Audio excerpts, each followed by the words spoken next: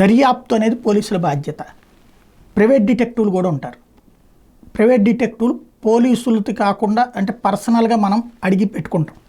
వీళ్ళకి police powers ఏముండవు.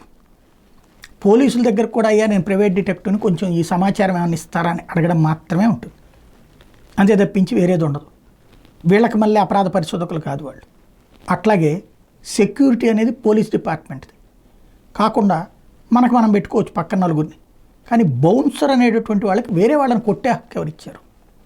ఒకళ్ళనొక్కళ్ళు కొట్టుకోవడం ఏంటి? మొన్న మంచు ఇష్యూలో విష్ణు బౌన్సర్లు మనోజ్ బౌన్సర్లని ఈ కొట్టుకునే హక్కు ఎవరు ఇచ్చారు? ఎదురోళ్ళని కొట్టే హక్కు యువతల వాళ్ళకి ఎట్టిస్తారు?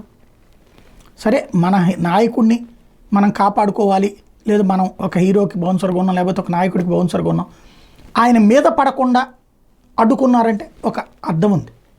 కానీ వీళ్ళేదో అధికారిక రౌడీల్లాగా వ్యవహరించేటటువంటి తీరు కరెక్టా? ఆలోచించాల్సింది. చర్చ జరగకపోతే భవిష్యత్తులో ఏదో పెద్ద ప్రమాదకరమైనటువంటి కాన్సెప్ట్ కిందకి మారుతుంది.